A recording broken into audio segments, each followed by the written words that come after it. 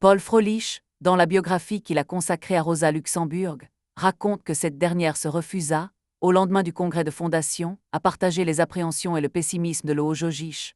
Elle pensait qu'un nouveau-né devait crier et elle dit sa conviction que le jeune parti communiste saurait se frayer un chemin même à travers les erreurs car il comptait le noyau le meilleur du prolétariat allemand.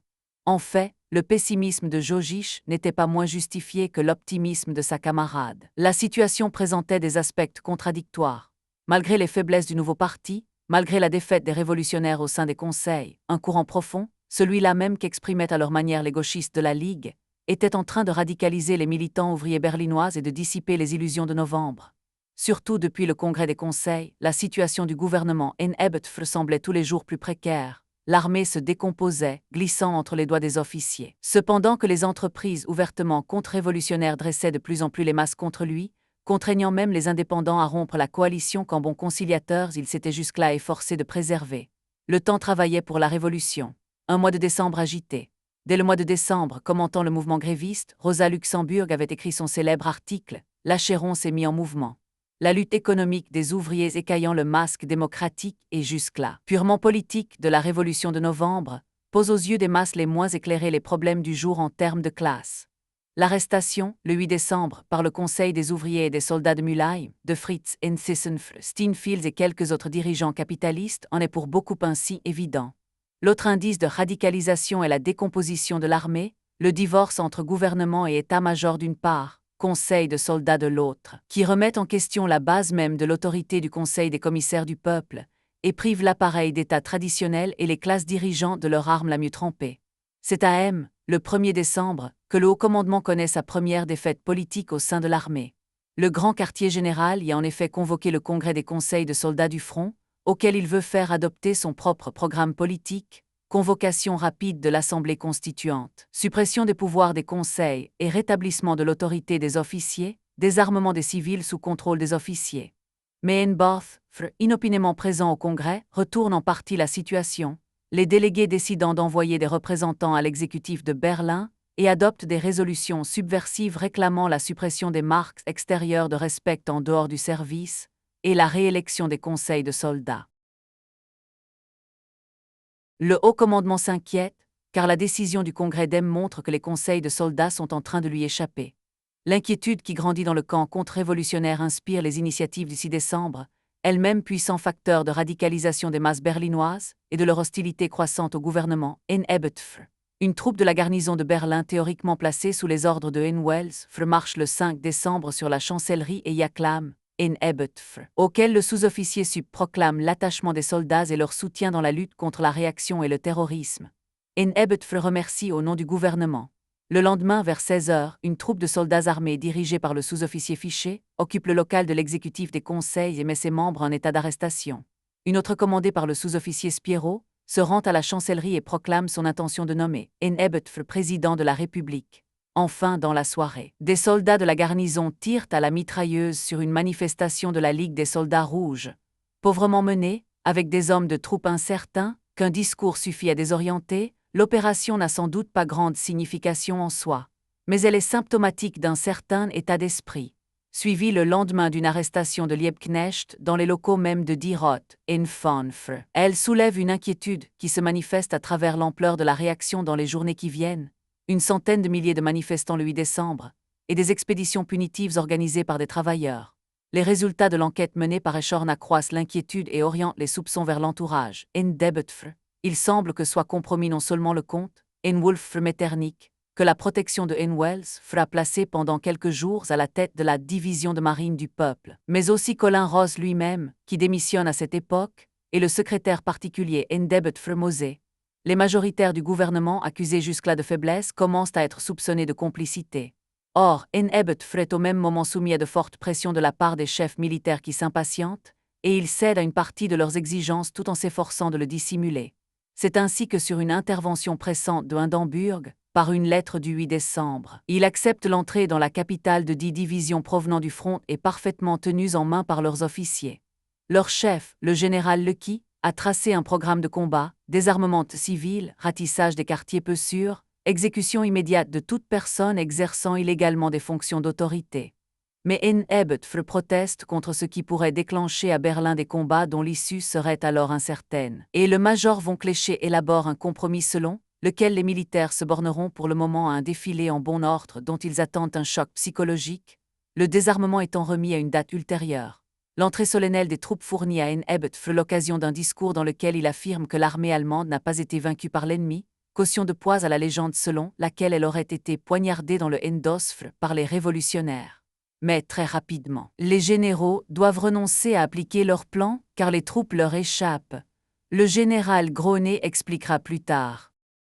Les troupes avaient une telle envie de rentrer chez elles qu'on ne pouvait rien faire avec ces 10 divisions. Le programme qui consistait à épurer Berlin des éléments bolcheviques et à ordonner la remise des armes ne pouvait être réalisé. Rentrée du front en bon ordre, l'armée en effet ne résiste ni à la lassitude ni à l'atmosphère de l'arrière, celle de Berlin en particulier, et le général Lecky confessera même que l'influence de l'extraordinaire propagande des spartakistes s'est fait sentir. Benoît Stméchin écrit « Sitôt arrivés à Berlin, les divisions se disloquent et s'effondrent. Gagnés par la contagion un à un, les régiments passent à la révolution. Il est clair que l'armée ne saurait être utilisée dans les combats de rue, il faudra trouver un autre instrument. Batailles autour de l'armée. Les décisions prises sur l'armée par le Congrès des Conseils, si dociles par ailleurs à Nebetfre, démontrent le sentiment de large masse de travailleurs que les délégués ne reflètent qu'imparfaitement, même quand ils soutiennent la politique Nebetfre, parce qu'ils veulent un socialisme qui soit démocratique, ils ne sont pas prêts à le suivre dans sa collaboration avec le corps des officiers, qui leur paraît précisément une force antidémocratique. Soumis à la pression d'une manifestation de soldats de la garnison de Berlin, dont Dorenbach s'est fait le porte-parole, le Congrès vote une résolution présentée par le social-démocrate Lampfe de Hambourg. Adoptée malgré Nebetfre, les 7 points de Hambourg constituent un véritable arrêt de mort de l'armée traditionnelle, abolition des insignes de grade, du port de l'uniforme et de la discipline en dehors du service, des marques extérieures du respect, élection des officiers par les soldats et remise du commandement par les conseils de soldats. Prévenu par son observateur, le major von Arboux, Hindenburg fait savoir à Nebetfre qu'il n'acceptera pas l'assassinat de l'armée allemande et refusera de laisser appliquer la décision du Congrès. Il envoie une circulaire dans laquelle il affirme qu'elle ne sera pas appliquée. Le 20 décembre, 2 envoyés du maréchal, le général Groener et le major von Cléchet, en grand uniforme, rencontrent Nebetfre et Landsberg, puis, avec les commissaires du peuple, tentent de convaincre le Conseil central. Ils insistent sur la nécessité de ne pas entraver la démobilisation et de laisser à la Constituante les décisions définitives. Le 28 décembre encore, Haas protestera, à une session commune du Conseil des commissaires et du Conseil central, contre la capitulation, Nebetfre et la non-application des décisions du Congrès. Pendant ce temps, l'agitation grandit dans Berlin, où courent des rumeurs sur un coup d'État militaire en préparation. Le heurt va se produire à propos de la troupe de matelots qui est devenue la division de marine populaire Volksmarine Division. À un premier groupe venu de Kiel début novembre s'est joint un contingent venu de Cuxhaven. La troupe, que commandent successivement Otto Tost, le comte Wulf Metternich, puis Fritz Radkfr, a été utilisée comme force de police par Welsfr qui l'a installé dans le Mostolfr, les écuries du palais, et lui a confié la reprise en main du château tenu par des incontrôlables.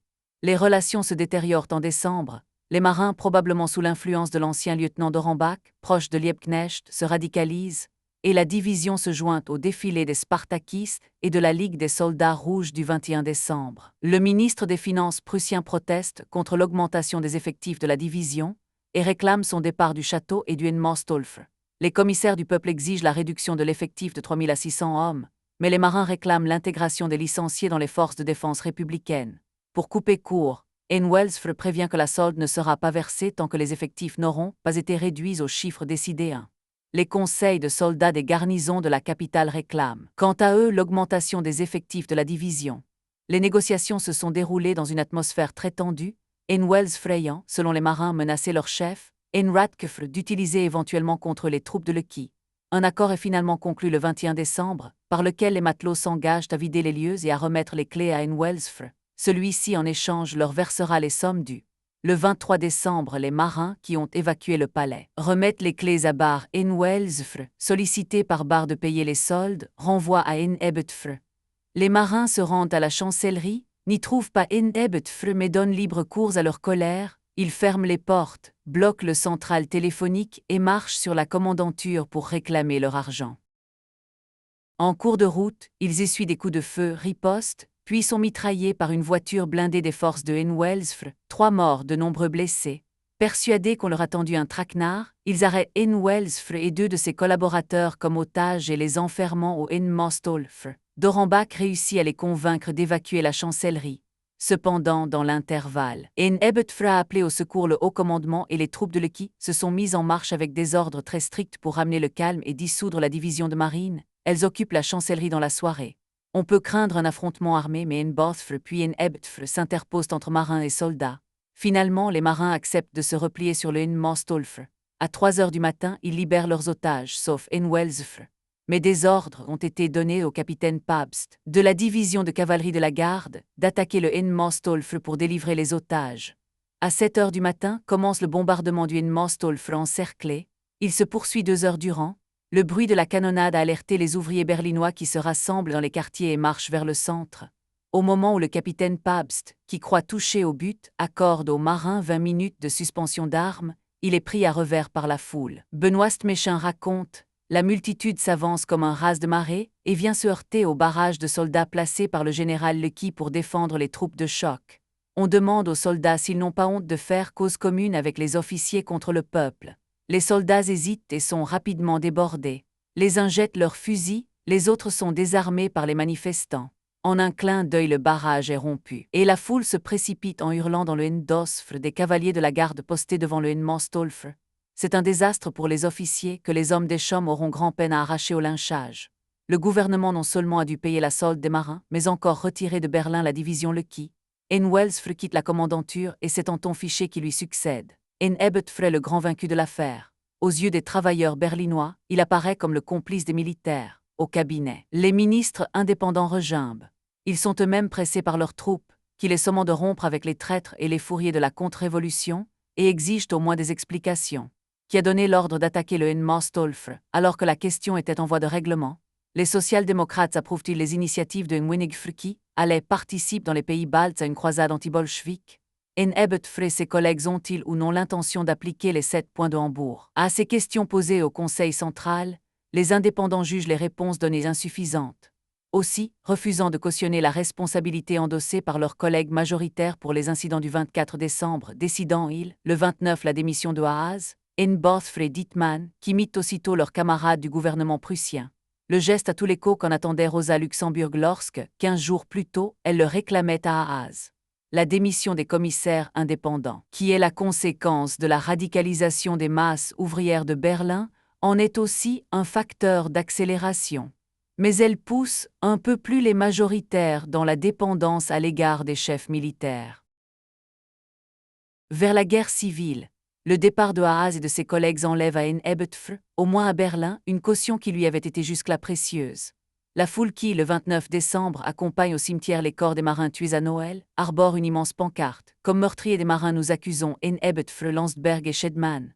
Cependant, le même jour, le Parti social-démocrate organise une contre-manifestation, apparemment plus nombreuse encore, sous le mot d'ordre de à bas la sanglante dictature de la Ligue Spartacus.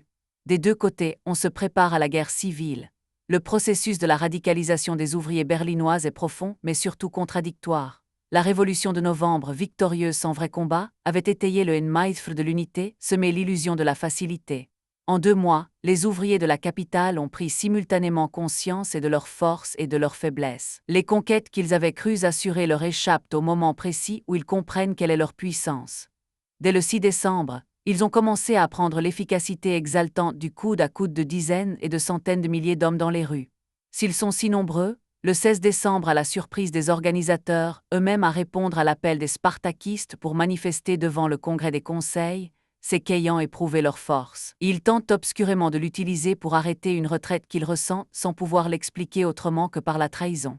Ainsi, en juillet 1917, dans une situation analogue, les ouvriers et soldats de Petrograd, avant d'avoir trouvé la voie vers un renouvellement des soviets, essayèrent de les soumettre à leur volonté par la méthode de l'action directe.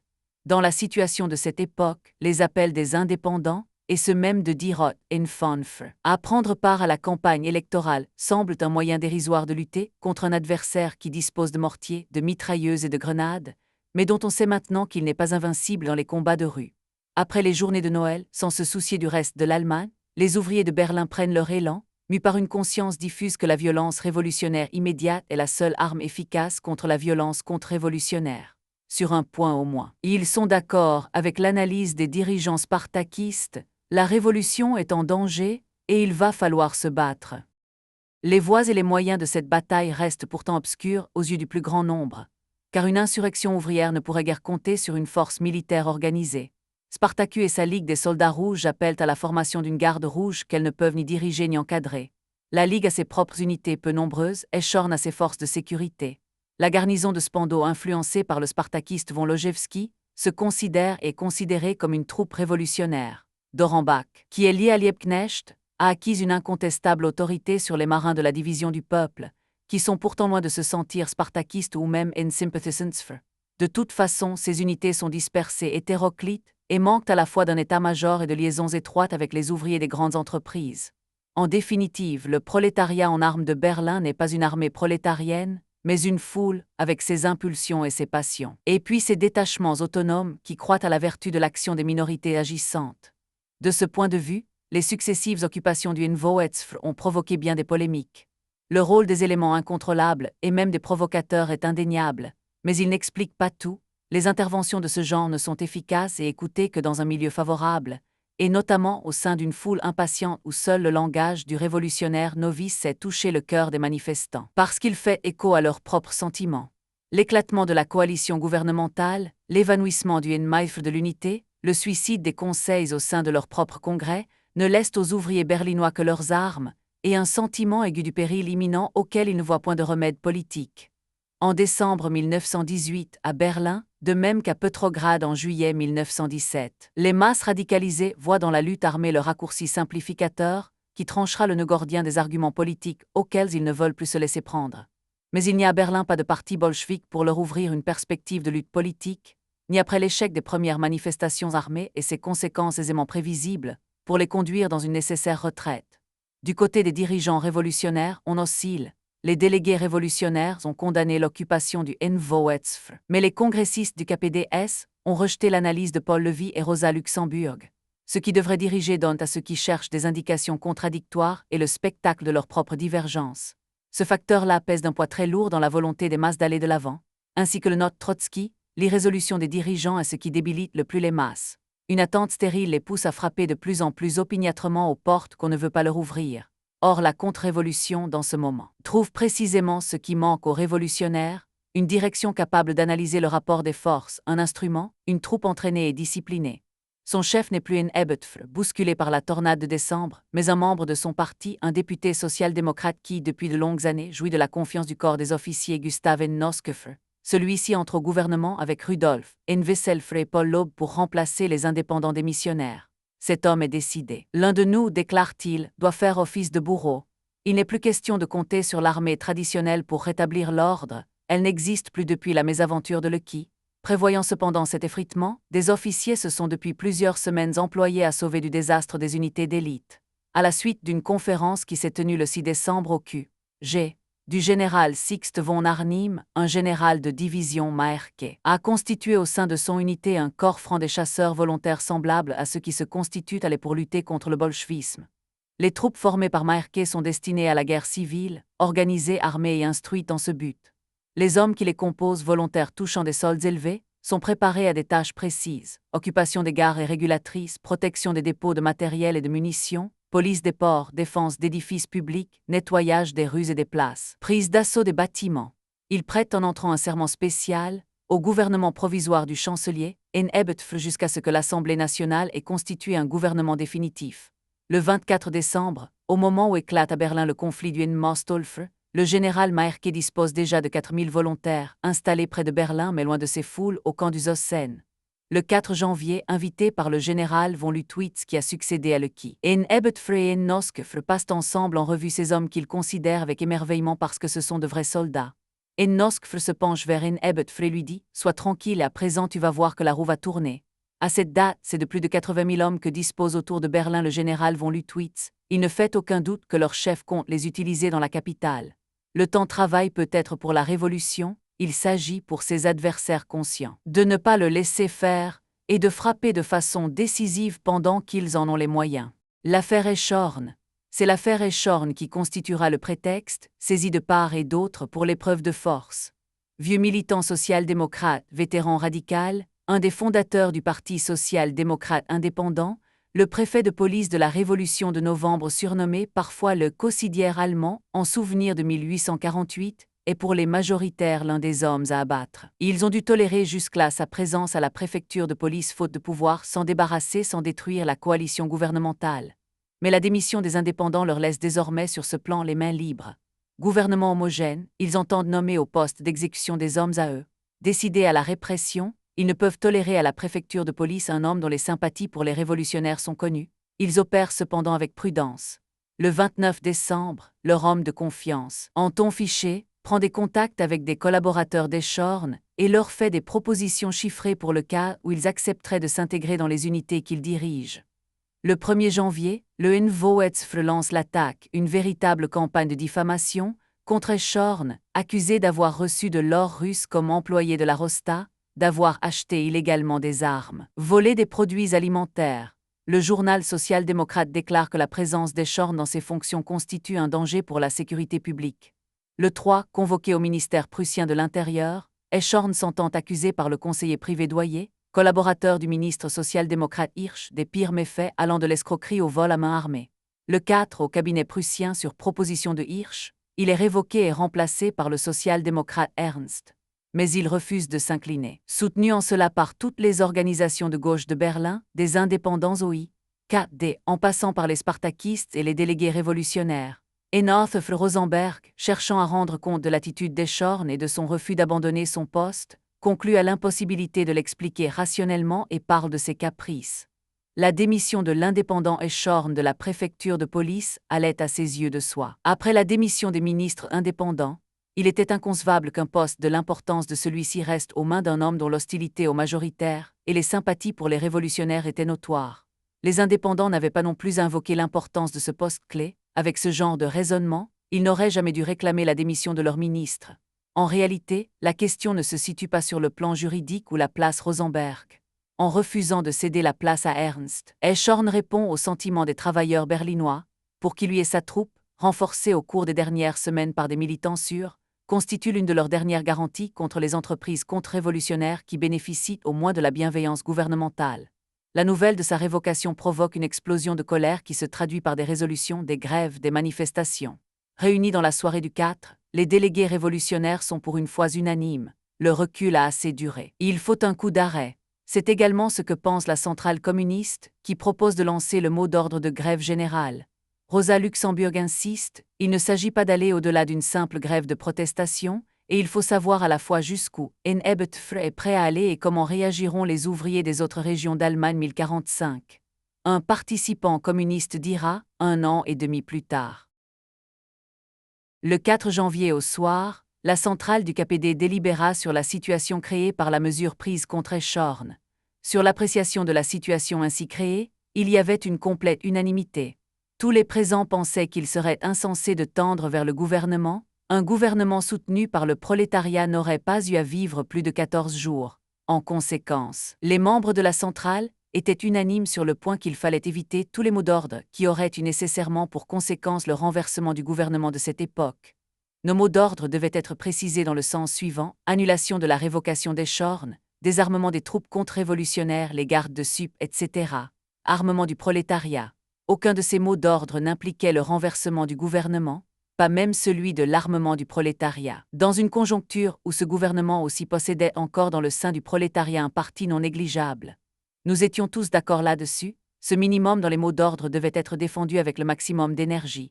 Il devait être le résultat nécessaire d'un puissant acte de volonté révolutionnaire. C'est dans ce sens que nous avons lancé le mot d'ordre pour la manifestation. En fait, certains désaccords subsistent, inexprimés et probablement pas encore entrevus. Liebknecht confie à un de ses camarades. Hors réunion, notre gouvernement est encore impossible, c'est vrai, mais un gouvernement le debout appuyé sur les délégués révolutionnaires et d'or est déjà possible. Rosa Luxemburg estime, elle, avec quelque apparence de raison, que si le renversement du gouvernement NEBTF à Berlin est envisageable, une telle initiative serait dénuée de sens car la province n'est pas prête à suivre. Les circonstances se chargeront d'aggraver cette divergence. Quoi qu'il en soit, l'accord n'est pas pour le moment difficile à réaliser au sein des états-majors révolutionnaires. Le matin du 5, le Parti social indépendant de Berlin, les délégués révolutionnaires et le Parti communiste distribuent un tract commun qui appelle à une manifestation allée de la Victoire à 14 heures. Il y va de votre liberté, il y va de votre avenir, il y va du destin de la révolution. Vive le socialisme révolutionnaire international. C'est à une manifestation que les organisations berlinoises appellent, et à rien de plus. Il s'agit seulement, comme l'indique leur tract, de montrer que l'esprit révolutionnaire des journées de novembre n'est pas encore éteint, de prendre position pour une bataille qui approche, certes, mais n'est pas encore pour aujourd'hui. C'est la réponse des masses à l'appel de la manifestation qui donnera des indications sur la suite à donner. Mais la protestation prend une ampleur qui surprend les organisateurs eux-mêmes. Le cœur de la capitale est occupé par des centaines de milliers de manifestants. Depuis les allées de la Victoire jusqu'à l'Alexanderplatz où, du haut du balcon de la préfecture de police, le Debourg, Liebknecht Domig Eschorn lui-même, exalte la puissance des travailleurs rassemblés, célèbre cette grandiose manifestation de leur volonté. Eschorn clame « J'ai reçu mon poste de la Révolution et je ne le remettrai qu'à la Révolution ». Un an plus tard, le dirigeant communiste déjà cité écrira, évoquant cette manifestation, « Ce que l'on vit ce jour-là à Berlin était peut-être la plus grande action prolétarienne de masse jamais vue dans l'histoire. Nous ne croyons pas qu'il y ait eu en Russie des manifestations de masse de cette envergure. De Roland à Victoria se tenaient des prolétaires tête contre tête. Il y en avait jusque très loin dans le Tiergarten. Ils avaient amené leurs armes, faisaient flotter leurs bannières rouges. Ils étaient prêts à tout faire et à tout donner. Même leur vie, une armée de 200 000 hommes, comme aucun Ludendorff n'en avait vu. Pour les organisateurs de la manifestation, le nombre des manifestants, leur acharnement, leur volonté de lutte sont un facteur nouveau. Non seulement l'esprit révolutionnaire de novembre n'est pas mort, mais il n'a jamais été aussi vivace. Les masses berlinoises les plus larges veulent se battre. Elles ne comprendraient pas que leur manifestation demeure un geste sans lendemain. Un pied sur la route de l'insurrection. Le témoin communiste poursuit son récit, c'est alors que se produisit l'incroyable. Les masses étaient là très tôt depuis 9 heures dans le froid et le brouillard, et les chefs siégeaient quelque part et délibéraient. Le brouillard augmentait et les masses attendaient toujours, mais les chefs délibéraient. Midi arriva et en plus du froid la faim, et les chefs délibéraient. Les masses déliraient d'excitation, elles voulaient un acte, un mot qui apaisât leur délire. Personne ne savait quoi, les chefs délibéraient. Le brouillard augmentait encore et avec lui le crépuscule. Quand les masses rentraient à la maison, elles avaient voulu quelque chose de grand et elles n'avaient rien fait. Et les chefs délibéraient. Ils avaient délibéré dans le Henmostolf, puis ils continuèrent à la préfecture de police et ils délibéraient encore. Dehors se tenaient les prolétaires sur l'Alexanderplatz vidé, le flingot à la main avec leurs mitrailleuses lourdes et légères. Et dedans les chefs délibéraient. À la préfecture, les canons étaient pointés des marins à tous les angles, et dans toutes les pièces donnant sur l'extérieur, un fourmillement. De soldats, de marins, de prolétaires. Et à l'intérieur, les chefs siégeaient et délibéraient.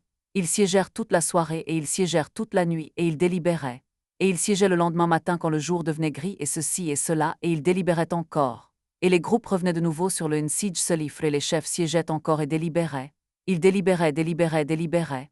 Il y a là les dirigeants berlinois du Parti social-démocrate indépendant le Debourg, Domig, l'adjoint d'Eschorn, Grillwix, les délégués révolutionnaires, Scholz et d'autres, et 2 membres de la centrale communiste, Enkolf Liebknecht et Wilhelm Frpieck. Le problème qu'ils débattent est en vérité complexe. Tous ont le sentiment qu'un recul de leur part dans l'affaire Eschorn constituerait pour les ouvriers berlinois une grave déception, qu'ils ne seraient pas compris et ouvrirait sans doute la voie au découragement et à la démobilisation. Ils considèrent aussi qu'ils ne peuvent se battre à moitié, et que, s'il y a bataille, elle sera décisive. Beaucoup parmi eux pensent que la meilleure des défenses est dans l'attaque. On dit d'ailleurs qu'il y a des flottements dans les rangs des forces de l'ordre, que des hommes de fichés ont refusé d'obéir quand il leur a donné l'ordre d'enlever la préfecture de police. La centrale communiste ne s'est pas réunie depuis la veille au soir. À ce moment-là, elle était unanime pour estimer qu'on pouvait et devait obtenir l'annulation de la révocation d'Eschorn, le désarmement des troupes contre-révolutionnaires et même l'armement du prolétariat. Tous pensaient alors qu'il aurait été erroné de lancer des mots d'ordre risquant de provoquer une bataille pour le renversement du gouvernement, Mais depuis, il y avait eu la gigantesque manifestation de masse. Et Liebknecht et Pieck peuvent à bon droit estimer que la situation a évolué. Parmi les autres responsables présents, beaucoup pensent qu'il suffirait de peu pour s'emparer du pouvoir, question qu'ils n'abordent qu'en termes de rapport militaire des forces. Les révolutionnaires sont-ils suffisamment organisés pour engager une bataille qui ne saurait être que la bataille décisive? C'est l'avis de Dorenbach, agitateur de talent, dont l'influence est grande sur les matelots de la division stationnée au Henmostolf. Il affirme que les marins n'attendent qu'un signe pour se battre, aux côtés des ouvriers, en vue de renverser le gouvernement Hebetf. Il ajoute que, selon les informations dont il dispose, la plus grande partie de la garnison de Berlin se trouve dans des dispositions d'esprit analogues.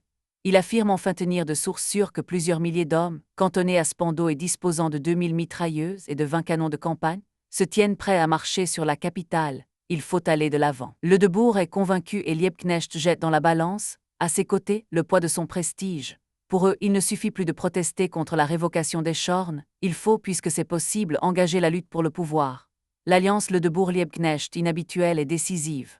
L'Assemblée ne tient pas compte de la mise en garde d'un délégué de soldats, Albrecht, qui conteste non seulement l'appréciation portée par Dorenbach sur l'état d'esprit de la garnison de Berlin, mais même ses certitudes quant aux dispositions des marins. Richard Mulet, qui préside, pense comme Liebknecht que les masses sont en train de prendre la voie révolutionnaire, mais conteste que le moment soit venu de lancer à Berlin une attaque qui, dans le meilleur des cas, n'aboutirait qu'à la victoire dans la seule capitale d'une avant-garde isolée du reste du pays. Domig le soutient. Pour lui, il ne s'agit pas de l'emporter pour quelques jours seulement par une éphémère commune de Berlin, mais de vaincre définitivement et à l'échelle du pays. Mais cette fois Richard Mulet et Domig sont mis en minorité, et au vote ne recueillent que 6 voix. C'est donc à la presque unanimité que l'Assemblée décide de tenter l'épreuve du renversement du gouvernement. À cet effet, elle désigne un comité révolutionnaire de 52 membres chargés de diriger le mouvement et de s'ériger, dès que nécessaire, en gouvernement révolutionnaire provisoire en attendant la réélection des conseils et la réunion d'un nouveau congrès. À sa tête, 3 présidents avec des droits égaux, représentant les 3 tendances alliées, Le Debourg, Liebknecht, Paul Scholes. Un organisme trop lourd, condamné à l'impuissance. Domig dénonce une fois de plus l'aventure, refuse d'en partager la responsabilité et quitte la salle. Au même moment, un incident dont les conséquences seront décisives et sur lequel toute la lumière est loin d'avoir été faite, se produit. Un groupe d'ouvriers armés, agissant de façon autonome, s'empare une nouvelle fois des locaux du NVOEtzFR 1061. D'autres groupes, au cours de la nuit, occupent à leur tour les principales entreprises d'édition et de presse. En vue probablement de durcir le conflit, il est peu vraisemblable en effet que ces hommes aient pensé pouvoir régler par de telles opérations de commando la question de l'expropriation de la presse capitaliste. Le Debourg dira plus tard au sujet de ces initiatives: cette action de masse nous a mis devant le fait accompli. Mais il était au même moment en train de placer lui-même les ouvriers berlinois devant un fait accompli d'une encore plus grande envergure: la lutte pour le renversement du gouvernement. Pendant que se déroulent ces événements dans les rues de la capitale, le lourd comité révolutionnaire s'est attelé au travail préparatoire. Le bilan de son travail est mince et se réduit en fait à un appel pour une nouvelle manifestation le lundi 6 janvier à 11 h. Une participation ouvrière massive aurait exigé un appel à la grève générale. Puis il rédige une proclamation pour le moment dactylographiée qu'il lancera au moment de prendre le pouvoir. Le gouvernement, en Ebet-Frschedman, s'est rendu intolérable. Le comité révolutionnaire sous-signé, représentant des ouvriers et soldats révolutionnaires, Parti social-démocrate indépendant et Parti communiste, proclame sa déposition. Le comité révolutionnaire sous-signé assume provisoirement les fonctions gouvernementales. Camarades, travailleurs, serrez les rangs autour des décisions du comité révolutionnaire, signé Liebknecht, Le Debourg, Scholes. Mais cet appel ne verra jamais le jour. Déjà le sol se dérobe sous les pas du comité révolutionnaire. Les marins du NMOSTOL protestent contre une entreprise dans laquelle ils ont été engagés contre leur gré 1066 et s'en prennent à Dorenbach qui a disposé de sans les avoir consultés.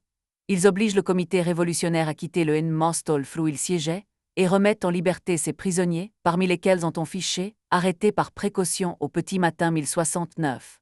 Un détachement de 300 hommes, dirigé par le marin Lemgen, va occuper sur l'ordre du comité révolutionnaire le ministère de la guerre. Comme le sous-secrétaire d'État exige un ordre écrit, le chef du détachement va le réclamer et fait un somme avant de le rapporter. Là de l'attendre, ces hommes se sont dispersés. Le déroulement de la journée du 6 dissipe les illusions de la veille. Notre témoin communiste écrit: ces masses n'étaient pas prêtes à s'emparer du pouvoir, autrement de leur propre initiative. Des hommes se seraient mis à leur tête et leur premier acte révolutionnaire eût été de faire cesser les délibérations des chefs dans la préfecture de police. Il y a au total, malgré les centaines de milliers de grévistes, moins de 10 000 hommes décidés à se battre. Les troupes des Schorn, les détachements qui ont occupé journaux et imprimeries, ceux du NVOEtzFR, que sont venus renforcer et contrôler des communistes et des indépendants Eugène Lévinet, N1 Mollet Otto Brass et à Berlin, le président du conseil de N-Neukölln. La masse ouvrière berlinoise est prête à la grève et même à la manifestation, mais pas à la lutte armée. Dès la soirée du 6 janvier, il apparaît à beaucoup que le mouvement est en recul et que l'idée qu'on peut prendre le pouvoir est une grave erreur. Le comité central des conseils et son exécutif berlinois ont tous deux confirmé la révocation des Schorn. Noskefr, installé à l'état-major des corps francs, prépare sa contre-offensive. À la centrale communiste, c'est la crise. Radek, qui, sur les instances de Rosa Luxemburg, s'est caché depuis le début de l'action, fait par l'intermédiaire de Dunquet tenir à la centrale un message, dans lequel il l'adjure d'appeler à la reprise du travail et à entreprendre immédiatement une campagne pour la réélection des conseils ouvriers. Rosa Luxemburg lui fait répondre que les indépendants s'apprêtent à capituler, et que les communistes ne doivent pas leur faciliter la tâche en sonnant le signal d'une retraite qu'elle juge, elle aussi nécessaire. Jogic voudrait que la centrale désavoue Liebknecht et Pieck, qui ont agi sans mandat et en dehors de toute discipline de parti à partir de la soirée du 5. Mais la centrale hésite devant un désaveu qui arriverait en plein combat et risquerait de n'être pas compris.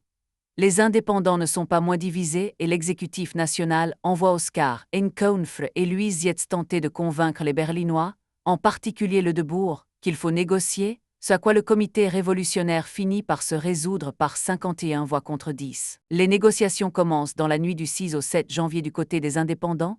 On souhaite un armistice dont une clause spécifierait l'évacuation des immeubles occupés par les révolutionnaires.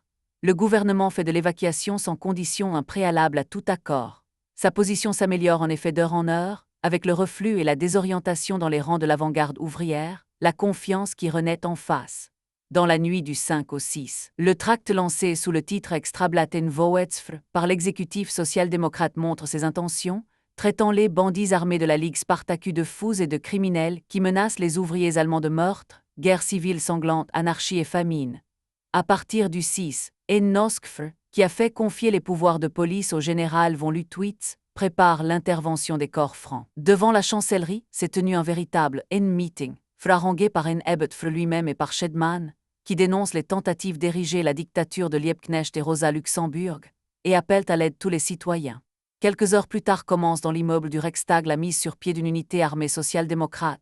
Le 2 régiments de 6 compagnies chacun ont été organisés au Reichstag, avec le journaliste du Vorwärtsfr Kutné et le colonel Ingram Saufre du ministère de la Guerre. Le même jour, les ministres se réunissent hors des ministères et prennent des mesures de combat. Nommé commandant en chef, Noskefr décide de concentrer les corps francs dans la zone de Lichtenfeldfr. Dans la soirée du 8 janvier, les négociations sont rompues, chacun étant resté sur ses positions. Le gouvernement lance alors un appel à la population berlinoise annonçant son intention de combattre la violence par la violence et de mettre un terme à l'oppression et à l'anarchie. Côté révolutionnaire, Liebknecht rend visite aux occupants du Vorwärtsfr, parmi lesquels se trouve son fils, Wilhelm Fr, et dénonce devant eux la défection des chefs indépendants. Le 9, la déléguée révolutionnaire, les représentants du KPDS et ceux de l'exécutif berlinois des indépendants répondent à la proclamation gouvernementale par un appel, debout dans la grève générale. Aux armes, la situation est claire. Il y va du salut de tout l'avenir de la classe ouvrière, de toute la révolution sociale. C'est publiquement que les Schedman et Ebbetfr appellent leurs partisans et les bourgeois à la lutte contre vous prolétaires. Il n'y a pas le choix, il faut combattre jusqu'au bout, debout pour la grève générale. Dehors, dans la rue pour le dernier combat, celui de la victoire. La Ligue des soldats rouges appelle de son côté les travailleurs en armes à se rassembler dans la rue pour combattre. Les travailleurs de Berlin, dans leur majorité, ne sont pas prêts à prendre part, ni même à se résigner à cette guerre civile sur le point d'éclater entre deux camps qui se réclament également du socialisme. Dans les usines se tiennent réunions et assemblées, qui se prononcent presque toujours pour l'arrêt immédiat des combats, la fin de la lutte fratricide. L'unité de tous les courants socialistes est réclamée et acclamée. Un meeting fut convoqué à la Humboldt-Teinfr au matin du 9 avec des travailleurs du Schwarzkopf et de la EG, se tient sous le mot d'ordre prolétaire, unissez-vous sinon avec vos chefs, du moins par-dessus leur tête. Une délégation de ces manifestants se rend au Conseil central, où Max Cohen lui-même se fait l'écho de leur inquiétude. C'est pour se faire immédiatement rappeler à l'ordre par le président Lehner. Indépendant de droite et social-démocrate majoritaire, pour des raisons différentes, exploite cette volonté d'apaisement pour pouvoir mieux dénoncer les aventuriers jusqu'au boutiste. Mais le mouvement est dans une large mesure spontané, et c'est sous sa pression que les négociations, réclamées à corps et à cri par les social-démocrates indépendants, reprennent dans la soirée du 9 janvier. Elles vont se poursuivre jusqu'au 11 avec une délégation gouvernementale que dirige Hermann Müller. Dans l'intervalle, cependant, le temps a travaillé pour le gouvernement, de toute façon décidé à frapper. Dès le 8, ses troupes ont repris la gare d'Anhalt et le bâtiment de la direction des chemins de fer occupé depuis la veille. Le 9, elles réoccupent l'imprimerie du Reich et investissent l'immeuble du Vorwärtsfr. Là, Brutus Molkenburg confirme à l'officier chargé de l'opération que les ordres sont bien de le reprendre de force. Le 10, les régiments de la garde passent à l'attaque à Spandau, qui est un bastion de l'insurrection, et menacent sur leurs arrières les forces de répression. le président du conseil ouvrier est tué dans l'action. Celui des conseils de soldats, l'ancien rédacteur du Leipziger Volkszeitung, le spartakiste Max von Lojewski, est arrêté et abattu avec ses compagnons de détention 1092. Dans la nuit du 10 au 11, alors que les négociations se poursuivent, l'un des négociateurs, Georg Ledebourg, est arrêté ainsi que le dirigeant spartakiste Ernst Meyer. Le 11 au matin, les troupes que commande le major von Stefani commencent le bombardement de l'immeuble du N-Voetsfre 1094. Après 2 heures, les assiégés hissent le drapeau blanc et envoient une délégation dont les membres sont arrêtés. L'officier accorde 10 minutes aux occupants pour capituler sans condition. Plusieurs prisonniers sont abattus sur place, parmi lesquels N-Wone Fremollet et le journaliste Fernbach. Plus tard dans la soirée, les soldats reprennent l'immeuble de l'agence, N-Wolf et les dernières maisons d'édition occupées. Le 12 enfin ils lancent l'assaut contre la préfecture de police, dans laquelle se tiennent encore quelques 300 insurgés, dont le chef, le communiste Justu Braun, est abattu avec plusieurs de ses compagnons. La brutalité de l'offensive des hommes de N-Noskefre, la poussée du mouvement dans les entreprises pour la fin des combats fratricides, ont achevé de désorganiser la médiocre direction du comité révolutionnaire, dont la dernière réunion semble bien s'être tenue le 9. La centrale du KPDS est elle aussi totalement désorganisée. Depuis plusieurs jours, elle n'a aucun contact avec Liebknecht, qui passe son temps avec les dirigeants indépendants. Levy et Radek, qui se concertent chez ce dernier, constatent la paralysie de la direction, son impuissance face aux décisions claires qui s'imposent. Le 9, ils envisagent ensemble d'intervenir dans les assemblées ouvrières afin de proposer la retraite, l'évacuation des immeubles occupés, ce qui leur paraît l'unique moyen de faire reculer la répression qui menace. Mais ils renoncent à ce projet initiative aussi personnelle que celle de Liebknecht et Pieck quand ils apprennent qu'il est trop tard, puisque les troupes se sont mises en mouvement. Radek, le 9 janvier, écrit à la centrale une lettre que Levy va porter. Dans votre brochure sur le programme « Que veut la Ligue Spartacus ?» vous déclarez que vous ne voulez vous emparer du pouvoir que si vous avez derrière vous la majorité de la classe ouvrière. Ce point de vue pleinement correct a son fondement dans le simple fait que le gouvernement ouvrier est inconcevable sans organisation de masse du prolétariat. Aujourd'hui, les seules organisations de masse à considérer, les conseils d'ouvriers et de soldats, n'ont de force que sur le papier. Par conséquent, ce n'est pas le parti du combat, le parti communiste, qui les domine, mais les sociopatriotes ou les indépendants. Dans une telle situation, il n'est absolument pas question de songer à une éventuelle prise du pouvoir par le prolétariat. Si le gouvernement tombait entre vos mains à la suite d'un putsch, vous seriez coupé de la province et balayé en quelques heures. Il considère donc comme une grave erreur l'initiative prise, avec l'approbation des représentants du parti, dans cette situation. L'action décidée samedi, par les délégués révolutionnaires, en réplique à l'attaque du gouvernement social-patriote contre la préfecture de police, ne devait avoir que le caractère d'une action de protestation. L'avant-garde prolétarienne, exaspérée par la politique gouvernementale, mal dirigée par les délégués révolutionnaires que leur inexpérience politique rend incapables de saisir le rapport des forces dans l'ensemble du Reich, a dans son élan transformé le mouvement de protestation en lutte pour le pouvoir. Cela permet à N-Ebetfre et Schedman de porter au mouvement berlinois un coup qui peut affaiblir le mouvement tout entier. S'appuyant sur l'exemple des bolcheviks en juillet 1917, Radek se prononce donc catégoriquement pour que les dirigeants communistes prennent leurs responsabilités, l'initiative, devant les masses, d'un appel à battre en retraite. L'unique force capable de freiner et d'empêcher ce désastre, c'est vous, le Parti communiste. Vous avez assez de perspicacité pour savoir que ce combat est sans espoir, que vous le savez, vos membres, les camarades Levy et Dunquet me l'ont dit. Rien ne peut empêcher celui qui est plus faible de battre en retraite devant une force supérieure. En juillet 1917, alors que nous étions infiniment plus forts que vous ne l'êtes aujourd'hui, nous avons de toutes nos forces retenu les masses et, comme nous n'y avons pas réussi, nous les avons conduites, au prix d'efforts inouïs, vers la retraite, hors d'une bataille sans espoir. Il est incontestable que l'analyse de Radek correspond à un sentiment profond extrêmement répandu parmi les travailleurs berlinois, décidés à se défendre contre les entreprises contre-révolutionnaires, mais désorientés par la politique incohérente des dirigeants révolutionnaires et par la guerre civile qui oppose les différents partis ouvriers. Le jour même où il adresse cette lettre à la centrale, 40 000 ouvriers des usines à E.G. et Schwarzkopf et quelques autres se réunissent à Humboldt-Tainfre et élisent une commission de 8 membres, 2 de chaque parti et 2 des délégués révolutionnaires chargés d'organiser une campagne sur les mots d'ordre adoptés, retrait des dirigeants actuels, mise en place de dirigeants non compromis, dissolution du grand quartier général, suppression des grades, démobilisation de l'armée. Le lendemain, ce sont 15 000 travailleurs de Spandau qui réclament le retrait des commissaires du peuple. La formation à tous les niveaux de comités formés paritairement de représentants des 3 partis, majoritaires, indépendants et communistes, la réélection des conseils d'ouvriers et de soldats.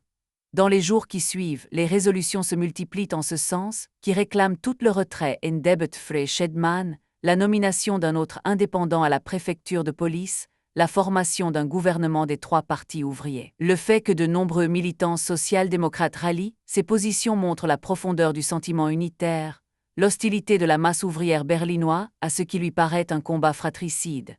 Les positions de Radek, adoptées par la centrale, eussent pu permettre au Parti communiste de ne pas apparaître comme responsable directement ou indirectement de la poursuite de ces combats, d'entraîner dans une retraite nécessaire les indépendants et les délégués révolutionnaires éperdus et d'isoler au sein du Parti social-démocrate, ce qui ne rêvait que répression contre l'extrême gauche, les alliés conscients de l'état-major.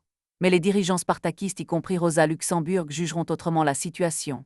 Ils feront de la résistance et du maintien de l'occupation du NVOETSFR une question d'honneur, poursuivant ainsi avec les délégués révolutionnaires et les indépendants de gauche une sorte de surenchère à gauche, et laisseront les indépendants exploiter à leur profit l'aspiration unitaire, dont en définitive les majoritaires profiteront seuls, puisqu'ils réussiront à faire croire que seuls les communistes ont été hostiles à la formation d'une alliance ouvrière dans ces circonstances. S'engageant jusqu'au bout dans l'acte insurrectionnel à moitié engagé, ils laisseront du coup les adversaires, au sein du Parti social-démocrate majoritaire désarmé face à une politique de répression sans solution de rechange apparente. Dans la discussion qui suit à la centrale, Levy défend le point de vue de Radek. Jogic va plus loin et réclame un désaveu public de l'action de Liebknecht et Pieck d'Andirot en Fonfre. Quoique Rosa Luxemburg partage son sentiment, elle aurait, selon Paul Levy, dit qu'il ne lui serait plus possible désormais de continuer à travailler avec Liebknecht. Ce désaveu public ne sera pas fait, simplement au nom de la centrale du KPDS. Wilhelm Pieck adresse le 10 janvier aux délégués révolutionnaires et au comité d'action une lettre annonçant le retrait des représentants du KPDS.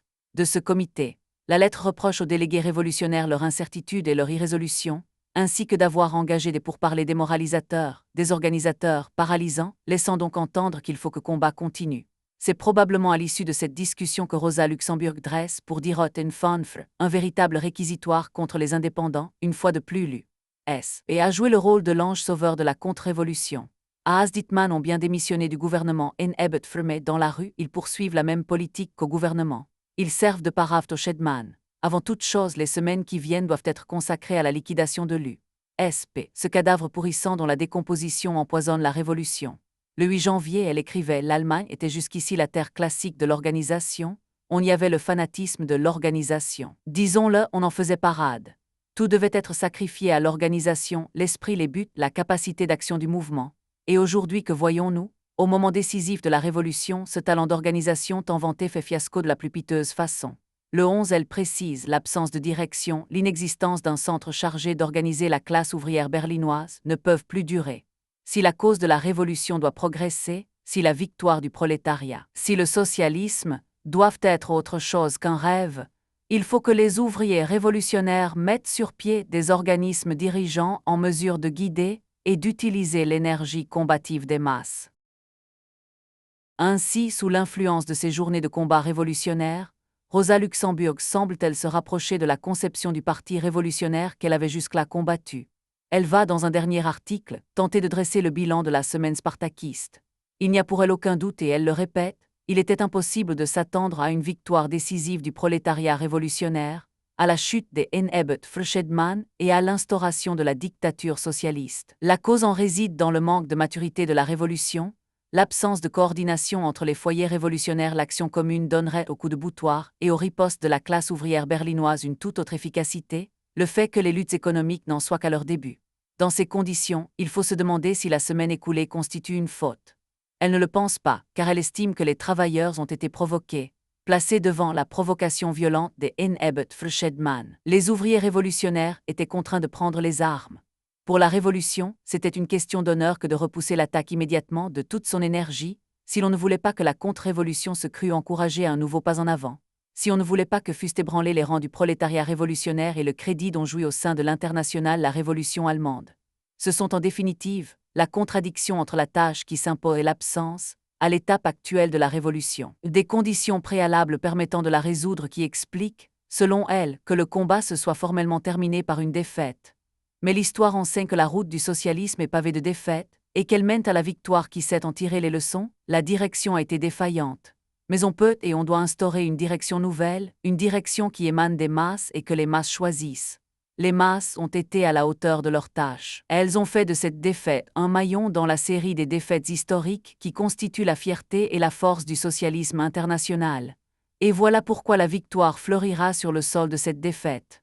Malgré cet acte de foi, le titre donné par Rosa Luxemburg à son article « L'ordre règne à Berlin » résumait la situation dans toute sa brutalité. La direction du Parti communiste n'avait pas été capable d'empêcher l'écrasement d'un mouvement qu'elle avait contribué à déclencher et qu'elle n'avait rien fait pour empêcher ou arrêter. Elle avait sans doute laissé passer pour longtemps l'occasion d'une lutte pour l'unité du front de classe contre les dirigeants alliés des généraux.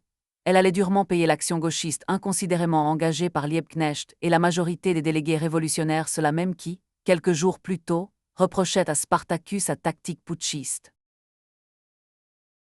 Le double assassinat. Les corps francs sont en effet décidés à frapper à la tête et recherchent activement les dirigeants révolutionnaires. Dorenbach, Emil Eschorn, Paul Scholz réussissent à quitter la capitale, mais Rosa Luxemburg et Liebknecht y demeurent. Rosa Luxemburg est encore en train de travailler dans les locaux de la rédaction de Die Rote, in Frankfurt, alors que les troupes de Noskefre donnent l'assaut de l'immeuble du Voetzfre. Et Levi a beaucoup de peine à la persuader que sa vie est en danger et qu'elle a le devoir de se cacher. Liebknecht fait preuve de la même inconscience, insiste au même moment afin qu'on prenne des dispositions pour une réunion publique où Rosa et lui-même prendraient la parole au nom du parti. L'un et l'autre acceptent finalement de se cacher, mais refusent de quitter Berlin au moment où la répression frappe les ouvriers. Ils se réfugient d'abord à Neukölln les 12 et 13 janvier, puis dans l'appartement d'un Sympathisant à Wilmersdorf. C'est là que Rosa Luxemburg découvre à la lecture de Voetzfre que Liebknecht a apposé sa signature sous le fameux texte du comité révolutionnaire. Elle lui dit « Kolfre, c'est ça notre programme ». Le silence tombe entre eux. C'est dans ce même appartement qu'ils sont arrêtés, ainsi que Wilhelm Frpieck qui venait de leur apporter de faux papiers dans la soirée du 15 janvier. Tous trois sont transférés dans le centre, à l'hôtel Edenfre, où s'est installé le quartier général de la division de la garde, et interrogés par le capitaine Pabst. Au cours de la nuit, Liebknecht le premier puis Rosa Luxemburg quittent l'hôtel sous escorte pour être écroués à Moabi. Le 16, Voetzfre est l'unique quotidien qui annonce dans son édition du matin l'arrestation des 2 dirigeants communistes. Dans un commentaire, il se félicite de la générosité des vainqueurs qui ont su défendre l'ordre, la vie humaine, le droit contre la force. Cependant, la presse de midi annonce la nouvelle sous de gros titres. Liebknecht et Rosa Luxemburg sont morts, le premier abattu au cours d'une tentative de fuite, et la seconde lynchée par des inconnus qui auraient arrêté sa voiture pendant son transfert à Moabi. Un communiqué de la division de la garde donne des détails qui constituent pour le moment l'unique source d'information. Liebknecht, frappé à la tête par un inconnu, était blessé lors de son départ de l'hôtel, Edenfre, profitant d'une panne. Il aurait tenté de s'enfuir dans le Tiergarten et aurait été abattu après les sommations d'usage. Quant à Rosa Luxemburg, assommée par la foule à la sortie de l'hôtel Edenfre emportée sans connaissance, elle aurait été enlevée à ses gardes et achevée. Le cadavre de Liebknecht est à la morgue, celui de Rosa Luxemburg n'a pas été retrouvé. La vérité se fait jour peu à peu, ce sont les militaires qui ont tué leurs prisonniers, après les avoir vraisemblablement durement malmenés au cours des premiers interrogatoires. Liebknecht, sorti le premier, a été frappé d'un coup de crosse à la nuque par le soldat Runge, jeté ensanglanté dans une auto, qu'il a emporté dans le Tiergarten où son escorte l'a achevé. Le lieutenant de vaisseau von Frachtung a dirigé toute l'opération. Le cadavre a été ensuite déposé au poste de police du zoo comme cadavre non identifié. Rosa Luxemburg, très mal en point déjà, a été frappée par Runge dans les mêmes conditions, emportée évanouie et achevée. Son corps, lesté de pierre, a été ensuite jeté dans le canal, qui ne le restituera que des mois après. C'est le lieutenant Vogel qui a dirigé l'opération. Quelques mois plus tard, en mai 1919, le Conseil de guerre condamnera Runge à 2 ans et Vogel à 2 ans et demi de prison, acquittant von Frachtung. Vogel s'évadera grâce à la complicité d'un de ses juges, le lieutenant de vaisseau Canary, et gagnera à l'étranger. Les conséquences du double meurtre sont incalculables. Certes, malgré les efforts de Jogich et Levy, qui consacrent à l'enquête d'immenses efforts, la responsabilité directe d'aucun dirigeant social-démocrate ne peut être retenue. En revanche, leur responsabilité morale est écrasante. 2 jours auparavant, le Voetzfre avait publié un véritable appel au meurtre contre Kolfre, Rosa et consorts, pas un mort, pas un parmi les morts, et ce sont des hommes réunis, armés et finalement couverts par Noskefre et les ministres social-démocrates qui ont perpétré l'assassinat. Schedman dira, voici que leur propre tactique terroriste les a eux-mêmes frappés. Entre social-démocrates et communistes allemands, il y a désormais le sang de Liebknecht et Rosa Luxemburg. Le jeune parti communiste est privé simultanément de sa meilleure tête politique et de son tribun le plus prestigieux. Rosa Luxemburg et Liebknecht étaient connus de tous les ouvriers allemands, estimés dans tout le mouvement international.